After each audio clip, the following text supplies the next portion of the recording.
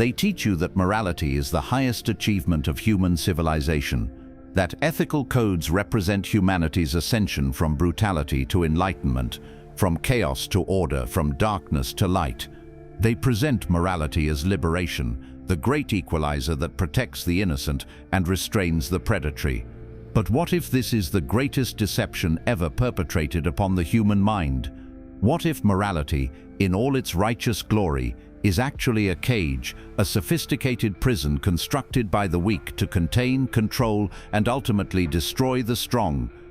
Tonight we descend into the philosophical underground to examine the dark architecture of moral systems and uncover the sinister truth that lies beneath their noble facade. We will explore how morality functions not as the guardian of justice, but as the weapon of the impotent, not as the foundation of civilization, but as the mechanism by which mediocrity enslaves excellence, not as the path to human flourishing, but as the systematic suppression of everything that makes humanity capable of greatness.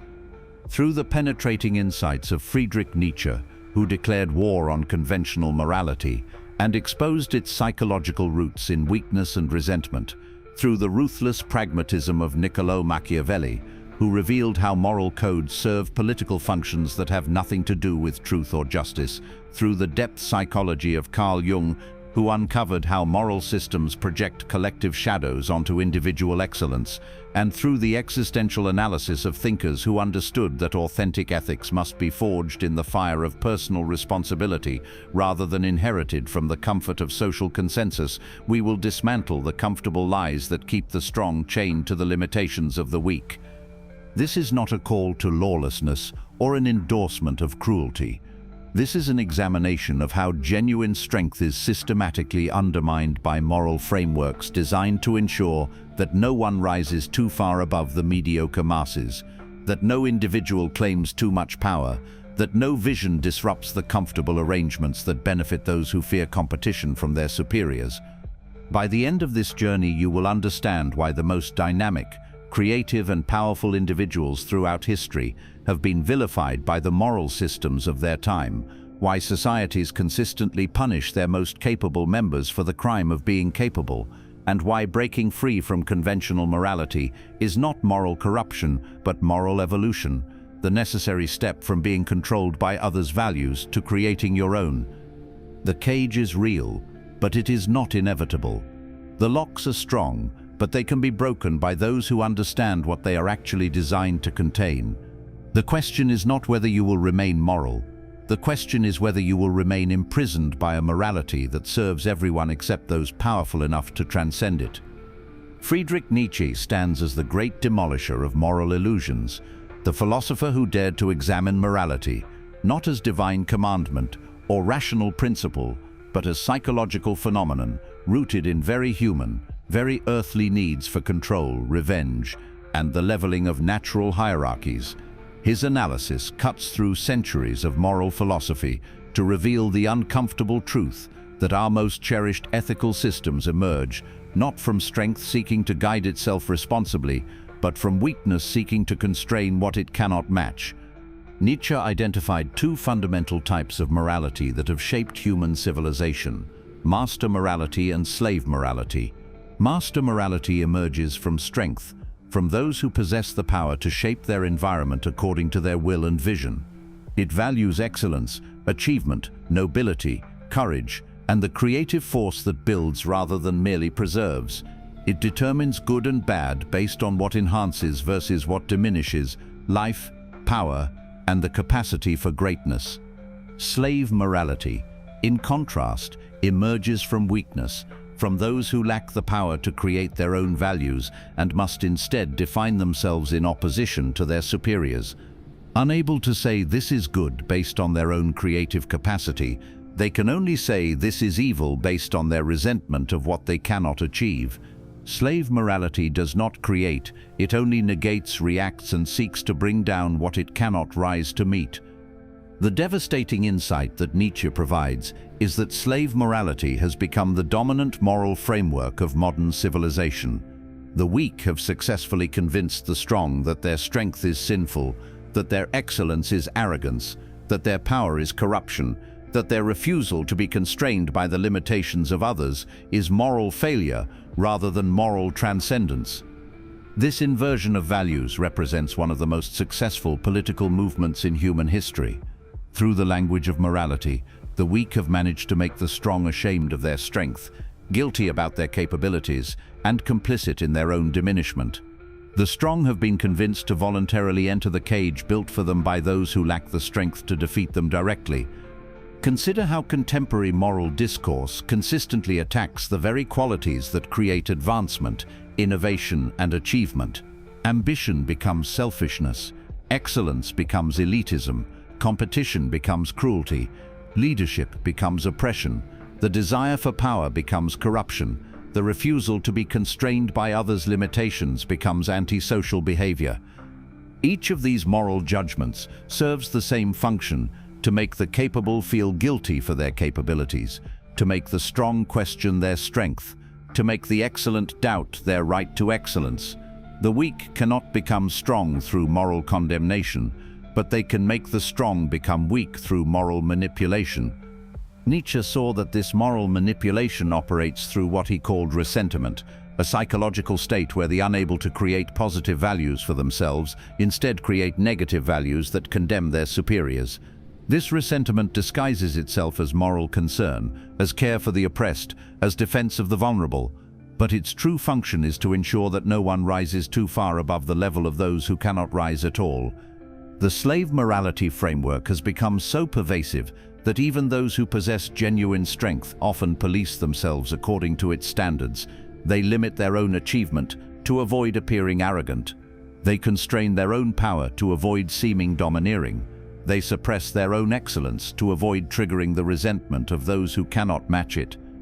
This self-imposed limitation is the most insidious aspect of the moral cage. The bars are not external, they are internal.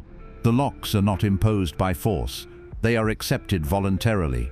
The strong imprison themselves by accepting moral frameworks designed specifically to prevent them from exercising the strength that threatens the comfortable arrangements of the weak. Nietzsche's call to go beyond good and evil is not a call to immorality. It is a call to move beyond moral systems that serve weakness at the expense of strength, mediocrity at the expense of excellence, reaction at the expense of creation. It is an invitation to create values from strength, rather than inherit values from weakness, to judge actions by their life-enhancing versus life-diminishing effects rather than by their conformity to moral codes designed to suppress life's most powerful expressions. This movement beyond conventional morality requires what Nietzsche called the revaluation of all values, the systematic examination of every moral principle to determine whether it serves the enhancement of life and power or their diminishment. Values that strengthen, that inspire excellence, that encourage the development of human capabilities, that celebrate achievement and creation, these values emerge from and serve strength. Values that weaken, that discourage excellence, that level hierarchies of capability, that celebrate suffering and limitation, these values emerge from and serve weakness. The strong person creates their own values based on their own understanding of what enhances versus what diminishes their capacity for achievement, creation, and positive impact. They do not consult moral authorities who have never demonstrated the capabilities they seek to regulate. They do not accept limitations imposed by those who benefit from universal limitation. They do not voluntarily enter cages built by those who lack the strength to build anything else. Niccolò Machiavelli approached the problem of morality from the perspective of political effectiveness, revealing how moral codes function as tools of social control that often prevent the very outcomes they claim to promote. His analysis demonstrates that conventional morality, when rigidly applied, frequently produces results that contradict its stated intentions, while flexible ethics based on understanding actual cause and effect relationships produce results that better serve human flourishing. Machiavelli observed that leaders who adhered strictly to conventional moral codes were consistently defeated by leaders who understood when conventional morality must be transcended in service of greater goods. The prince who refused to use deception was deceived by enemies who had no such scruples. The leader who would not employ force was destroyed by those willing to employ it strategically. The ruler who insisted on keeping promises to those who broke theirs found themselves betrayed and their people suffering under the rule of less scrupulous successors. This pattern reveals the fundamental flaw in conventional morality. It assumes that all parties will adhere to the same limitations, creating conditions where those who transcend moral constraints gain overwhelming advantages over those who remain trapped within them. Conventional morality functions like unilateral disarmament. It weakens those who practice it, while strengthening those who exploit it. The truly moral leader, from Machiavelli's perspective, is one who accepts responsibility for outcomes rather than process, who judges actions by their results rather than their conformity to abstract principles, who understands that causing short-term discomfort to prevent long-term disaster is more ethical than allowing disaster to occur in order to maintain moral purity. This approach requires the psychological strength to accept moral condemnation from those who benefit from moral inflexibility, to endure accusations of corruption from those who prefer the comfort of moral certainty to the burden of moral effectiveness.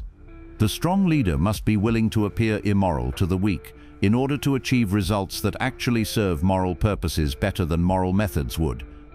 Machiavelli's insights extend far beyond political leadership to every area where effectiveness matters more than appearance.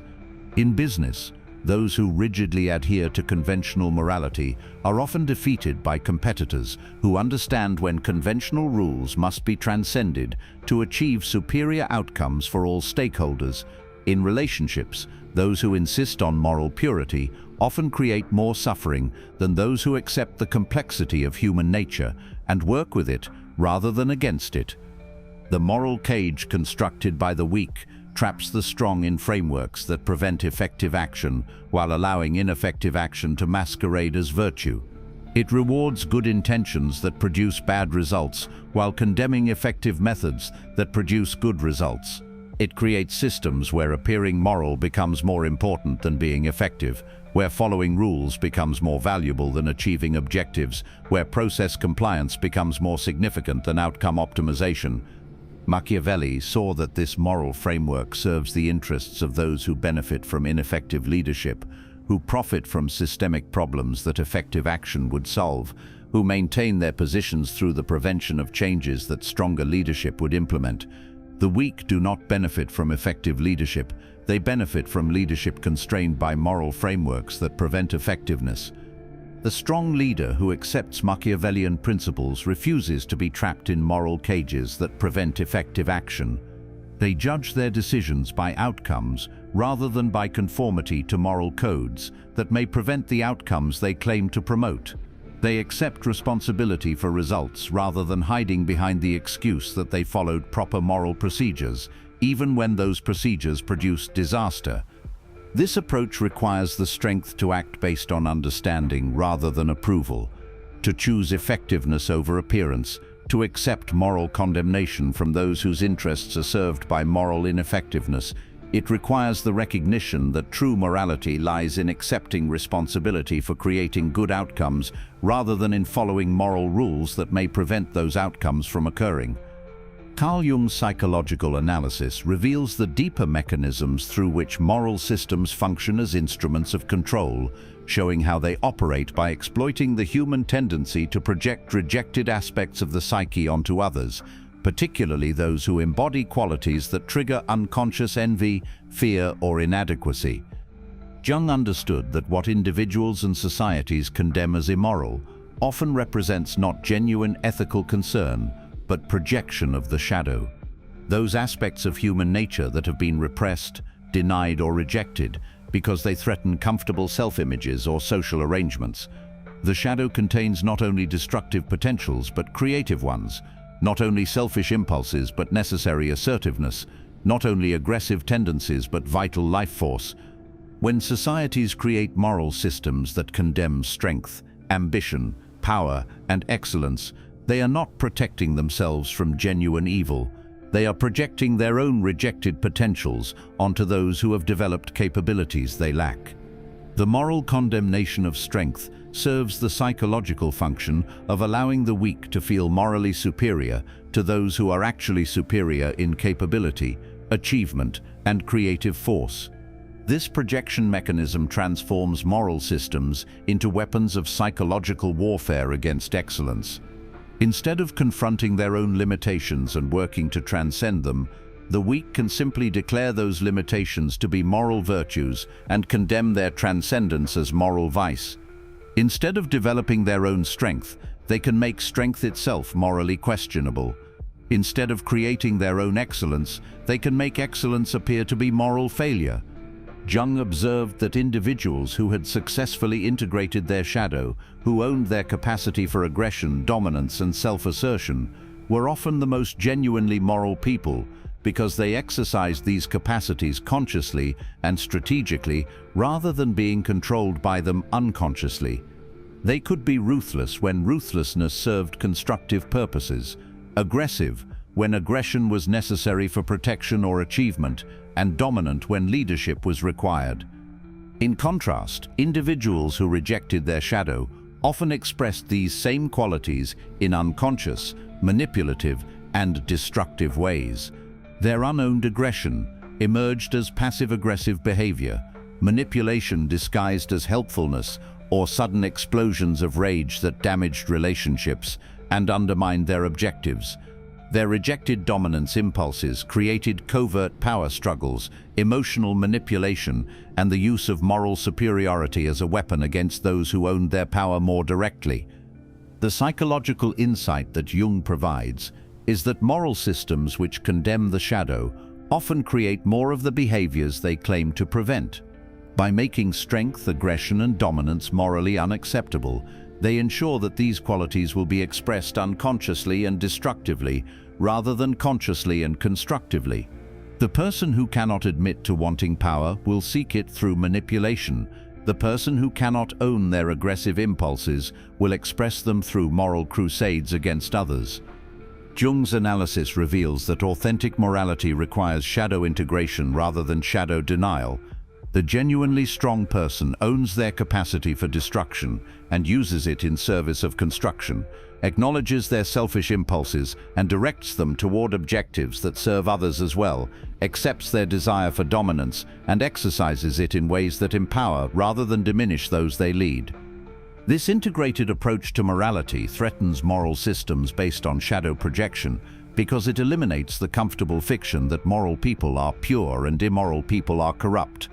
It reveals that the difference between moral and immoral behavior lies not in the absence of shadow qualities, but in their conscious versus unconscious expression, their constructive versus destructive application, their integration versus their projection.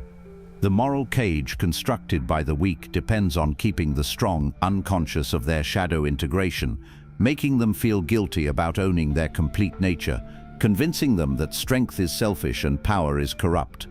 This moral manipulation keeps genuinely powerful people operating below their potential, while allowing weaker individuals to maintain the illusion that their weakness is actually moral superiority. Jung understood that breaking free from this moral cage requires the courage to own your complete nature, including the aspects that others project onto you as moral failures. It requires recognizing that your strength is not a moral problem, but a moral opportunity, that your power is not inherently corrupt but inherently creative, that your refusal to be limited by others' limitations is not antisocial behavior, but the foundation of social progress. The existential philosophers, particularly Jean-Paul Sartre and Albert Camus, contribute to this analysis by revealing how authentic morality must be created rather than inherited, chosen rather than imposed, and based on individual responsibility rather than collective conformity. Their insights show how moral systems function as escape mechanisms from the anxiety of freedom and the burden of self-creation. Sartre's famous declaration that existence precedes essence means that human beings exist first and create their nature through their choices, rather than expressing some pre-existing essence that determines what they should do. This perspective eliminates the foundation upon which conventional morality rests, the assumption that there are universal moral truths that apply to all people regardless of their circumstances, capabilities, or objectives. From the existential perspective, Moral systems represent what Sartre called bad faith, the pretense that our choices are determined by external authorities rather than created through our own freedom. When individuals accept moral codes imposed by others, they are avoiding the responsibility of creating their own values based on their own understanding of what enhances versus diminishes human flourishing. This avoidance serves the psychological function of reducing anxiety by eliminating choice, but it does so at the cost of authentic moral development. The person who follows external moral codes without questioning their validity or examining their effects is not being moral, they are being obedient. True morality requires the courage to accept responsibility for determining what is right, rather than the comfort of following what others have declared to be right. The existential analysis reveals that moral systems function as cages, not only by constraining behavior, but by preventing the development of authentic moral judgment. They keep individuals psychologically dependent on external authorities rather than developing their own capacity to evaluate actions based on actual consequences rather than conformity to inherited rules.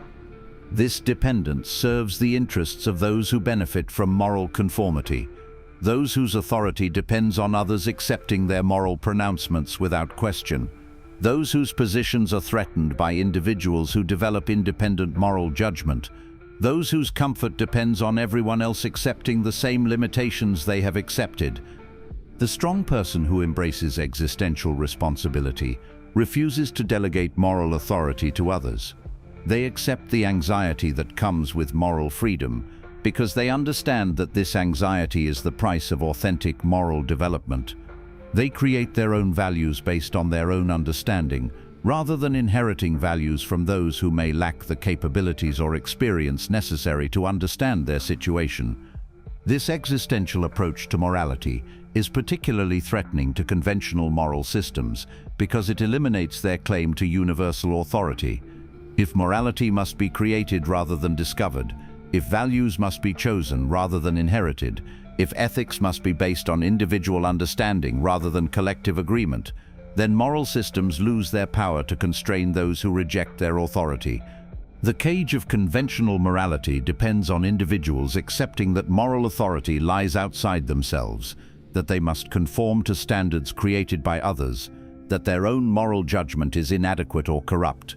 Existential morality destroys this cage by returning moral authority to the individual, by making each person responsible for creating their own ethical framework based on their own understanding of what serves life rather than what serves conformity.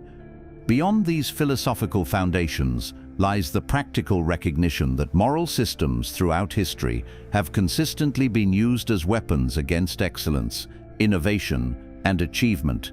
Every significant advancement in human capability has faced moral condemnation from the prevailing ethical systems of its time, because these advancements threatened existing power structures that benefited from preventing change. Scientific investigation was condemned as blasphemy by religious moral systems that depended on ignorance for their authority. Technological innovation was resisted by moral frameworks that romanticized primitive conditions and feared the disruption that progress would bring to established arrangements. Economic development was attacked by moral systems that preferred universal poverty to the inequality that necessarily accompanies the creation of wealth.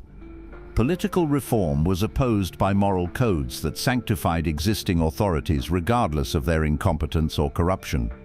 Social progress was resisted by ethical frameworks that declared traditional arrangements to be morally superior regardless of the suffering they produced. Individual achievement was condemned by moral systems that preferred universal mediocrity to the inspiration that excellence provides.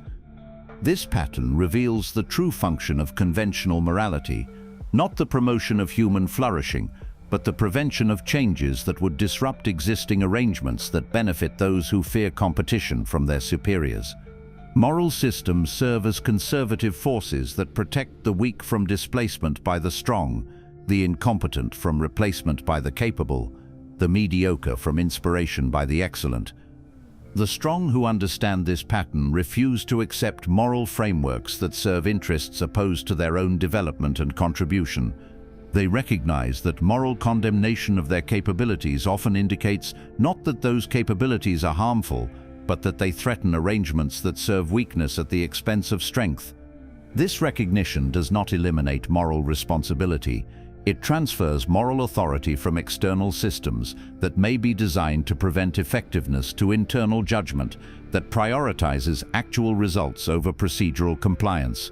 The strong person accepts greater moral responsibility by refusing to hide behind moral codes that produce immoral outcomes, by accepting accountability for results rather than conformity to rules that may prevent good results. The development of personal ethical frameworks requires the psychological strength to withstand moral condemnation from those whose interests are served by universal moral conformity. It requires the intellectual independence to evaluate moral claims based on their actual effects, rather than their emotional appeal or social popularity. It requires the courage to act based on understanding rather than approval, effectiveness rather than convention, results rather than intention. This process of moral liberation begins with the recognition that many of the moral constraints you have accepted serve interests other than your own development or your positive contribution to others. Moral systems that discourage excellence serve those who fear being outperformed. Moral codes that condemn ambition serve those who benefit from universal resignation to limitation. Ethical frameworks that attack the desire for power serve those who want to prevent power from flowing toward those capable of exercising it effectively. The practical implications of understanding morality as a cage are profound and far-reaching. In every area where your capabilities exceed average performance, you will encounter moral pressure to limit yourself to average levels in order to avoid triggering the resentment of those who perform below your potential. This pressure will disguise itself as concern for others, as humility, as social responsibility, as team spirit, but its true function is to prevent you from demonstrating what is possible when limitations are transcended rather than accepted. In professional settings, you will be pressured to limit your productivity to levels that others can match, to avoid pursuing opportunities that others cannot access, to constrain your innovation to changes that others find comfortable. The moral justification will be fairness, equality, or consideration for others, but the actual effect will be to prevent excellence from inspiring improvement and to maintain systems that serve mediocrity. In personal relationships, you will encounter pressure to limit your growth to speeds that others can match, to avoid developing capabilities that make others feel inferior, to constrain your aspirations to levels that others find non-threatening. The moral language will focus on loyalty, consideration, or staying connected to your roots, but the practical effect will be to keep you limited to the level of those who choose to remain limited. In social contexts, you will face pressure to express opinions that conform to group consensus, to avoid taking positions that challenge popular beliefs, to constrain your analysis to conclusions that others find comfortable. The moral framework will emphasize social harmony, respect for others' feelings, or cultural sensitivity, but the result will be to prevent independent thinking from challenging collective delusions. Each of these moral pressures represents a cage designed to contain capabilities that threaten arrangements that serve weakness. The strong person learns to recognize these cages and to evaluate moral claims based on their actual function rather than their stated purpose. When moral demands serve to limit effectiveness, excellence, or positive contribution, they serve weakness rather than strength, regardless of how they are justified. Breaking free from these moral cages requires the development of personal ethical frameworks based on principles that serve strength, excellence, and positive impact, rather than conformity, limitation, and social comfort. These frameworks prioritize actual results over process compliance, long-term flourishing over short-term emotional comfort, effective action over moral appearance. The strong person who escapes moral imprisonment does not become immoral. They become more moral by accepting greater responsibility for creating positive outcomes rather than following moral rules that may prevent those outcomes. They judge their actions by their life-enhancing versus life-diminishing effects rather than by their conformity to standards created by those who may lack the capability or experience to understand their situation. This escape from conventional morality into authentic ethics requires sustained psychological strength, because it involves accepting moral condemnation from those whose interests are served by moral conformity. The weak will attack your refusal to accept limitations as selfishness, your pursuit of excellence as arrogance, your development of power as corruption, your transcendence of their level as betrayal of shared limitation. These attacks serve the function of testing your commitment to strength versus your attachment to approval, your dedication to effectiveness versus your comfort with popularity, your willingness to bear moral responsibility versus your preference for moral conformity. The person who cannot withstand moral condemnation from the weak cannot fully escape the cages built by weakness to contain strength. Yet this condemnation becomes easier to bear when you understand its true source and function.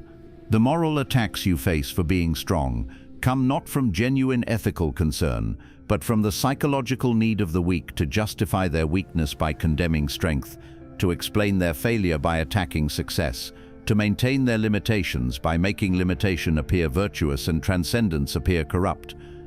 Understanding this dynamic transforms moral condemnation from personal attack into information about the psychological state of those who deliver it. When someone condemns your strength as selfishness, they reveal their own weakness. When someone attacks your excellence as arrogance, they expose their own mediocrity. When someone criticizes your power as corruption, they demonstrate their own powerlessness. This understanding allows you to respond to moral condemnation with compassion rather than defensiveness, with strength rather than weakness, with confidence rather than doubt. You recognize that those who attack your transcendence of limitation are themselves trapped in cages they have accepted as permanent, and their attacks represent their own psychological imprisonment rather than your moral failure. The ultimate recognition is that authentic morality requires the strength to transcend conventional morality when it serves weakness rather than strength, limitation rather than growth, conformity rather than excellence. The truly moral person accepts responsibility for creating positive outcomes rather than following moral rules that prevent those outcomes, for developing their capabilities rather than limiting themselves to others' comfort level, for contributing their strength rather than hiding it to avoid triggering others' weakness. This authentic morality cannot be learned from books, inherited from traditions, or imposed by authorities. It must be forged through the direct experience of accepting responsibility for outcomes rather than process, results rather than rules, effectiveness rather than appearance. It requires the psychological strength to create your own values based on your own understanding rather than accepting values created by others who may lack your capabilities or your commitment to positive impact. The cage of conventional morality is real, but it is not inevitable. Its bars are strong, but they can be broken by those who understand what they are designed to contain and why. Its locks are sophisticated, but they can be opened by those who refuse to accept limitation as virtue, weakness as moral superiority, or conformity as ethical development. The question that determines everything is simple. Will you remain imprisoned by moral systems designed to contain your strength?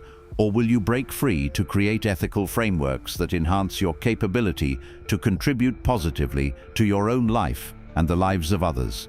The cage built by the weak to contain the strong can only hold those who choose to remain inside it. The locks can only secure those who accept their authority. The bars can only constrain those who believe they should be constrained, rather than those who recognize their right and responsibility to transcend limitations that serve weakness at the expense of strength. You possess the strength to break free.